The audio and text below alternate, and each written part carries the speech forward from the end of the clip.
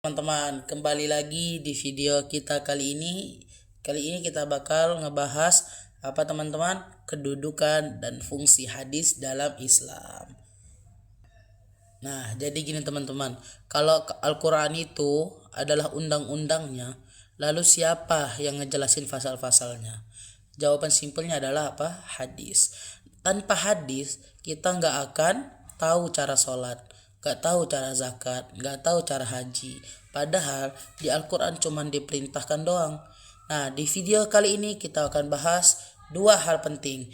Yang pertama, kedudukan hadis dan fungsi hadis. Kenapa hadis itu wajib kita imani dan kita amalkan? Tonton sampai habis ya. Oke teman-teman, lanjut. Islam itu punya dua sumber hukum utama yang disepakati ulama, yaitu ada apa? Al-Quran dan As-Sunnah.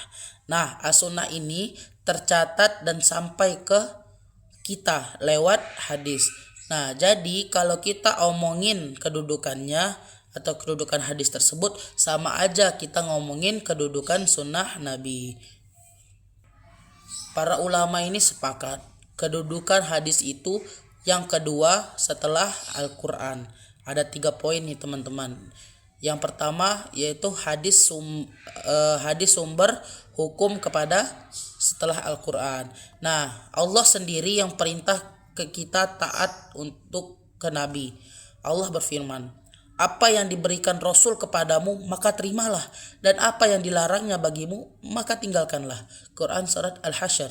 Nah, bagian perintah Nabi yaitu ada sama dengan perintahnya Allah. Larangannya Nabi sama aja dengan larangannya Allah. Nabi juga bersabda, ketahuilah aku diberi Al-Quran dan yang semisal dengannya. Nah, yang semisal itu maksudnya hadis atau sunnah. Yang kedua yaitu hadis yang berkedudukan sebagai wahyu. Mungkin kamu pikir hadis kan ucapan Nabi. Nah, bukan firmannya Allah. Jawabannya, maknanya bisa dari Allah, lafaz dari Nabi, tapi tetap wahyu. Allah berfirman, dan tiadalah yang diucapkannya itu menurut kemauan hawa nafsunya. Ucapannya itu tiada lain selain hanyalah wahyu yang diwahyukan kepadanya. Quran surah An-Najm. Jadi Nabi nggak ngomong asal aja. Kalau urusan agama itu bimbingannya wahyu. Yang ketiga yaitu wajib diimani dan diamalkan. Nah, ingkar hadis ini sama aja dengan ingkar perintah Allah. Karena Allah itu nyuruh kita untuk taat kepada Nabi. Barang siapa yang mentaati Rasul, sesungguhnya ia telah mentaati Allah. Quran surah An-Nisa. Jadi kedudukan hadis itu mulia banget teman-teman. Nggak bisa kita bilang yang penting Al-Quran saja. Gak bisa teman-teman. Nah, di sini kita masuk yang namanya fungsi hadis terhadap Al-Quran tersebut. Nah ini yang inti banget. Hadis itu memiliki 3 fungsi teman-teman. Memiliki 3 fungsi utama terhadap Al-Quran. Ulama menyebutnya itu yang pertama fungsinya itu 1, bayan tafsir atau menjelaskan Al-Quran. Nah, banyak ayat Quran itu global, singkat, mujmal dan hadis yang merincinya. Nah, contohnya apa? Salat. Quran ngomong, dirikanlah salat. Tapi berapa rakaat? Gimana bacaannya? Hadis yang jelasin. Nah, Nabi bersabda, salatlah kalian sebagaimana kalian melihat aku salat. Itu yang dinamakan hadis langsung yang menjelaskan. Nabi yang berkata. Contoh yang kedua adalah zakat. Quran ngomong tunaikanlah zakat. Berapa persen, nisabnya berapa, hartanya apa aja yang wajib dizakatkan, semua ada di hadis. Tanpa hadis kita nggak akan bisa sholat dengan benar, tidak bisa melakukan zakat dengan benar. Fungsi yang kedua yaitu bayan takyid atau membatasi yang umum.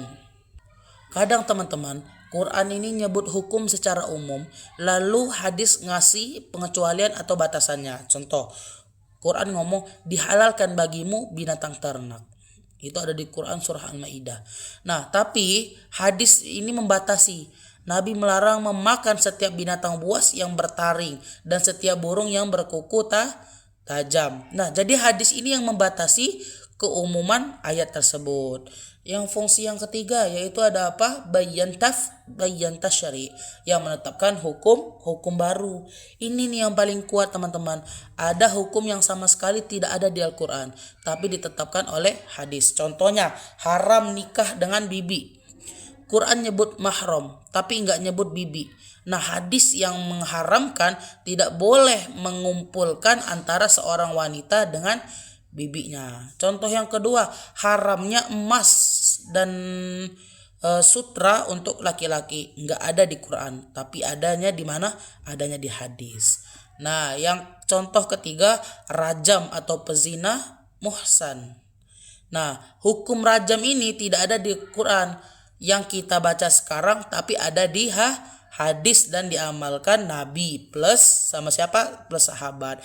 Jadi fungsi ini menunjukkan hadis bisa menetapkan hukum baru selama tidak bertentangan dengan Al-Quran. Nah, yang keempat ini atau yang terakhir fungsi lain hadis. Nah, fungsi lainnya selain 3 fungsi yang di atas kita sebutkan tadi, hadis juga memiliki fungsi dari beberapa fungsi. Yang pertama pendidik akhlak. 80% hadis isinya tentang akhlak, adab, zuhud. Contoh, sebaik-baik kalian adalah yang paling baik akhlaknya. Yang kedua yaitu adalah penguat iman. Hadis tentang surga, neraka, tanda kiamat, bikin hati kita juga yang tidak hidup. Yang ketiga yaitu adalah sumber sejarah. Sumber sejarah ini kita tahu sirah Nabi, detail dari hadis, gimana perang, gimana dakwahnya teman-teman. Oke, sampai di sini mungkin pembahasan kita kali ini adalah ngebahas apa tadi? Kedudukan hadis, sumber hukum kedua setelah Al-Quran, wahyu yang wajib diimani dan diamalkan. Makanya ulama bilang sunnah itu menjaga Al-Quran, sunnah hakim atas Al-Quran. Yuk kita mulai biasain baca 1 hadis sehari, amalin. Karena ngamalin 1 hadis lebih baik daripada tahu 1000 hadis tapi enggak diamalin.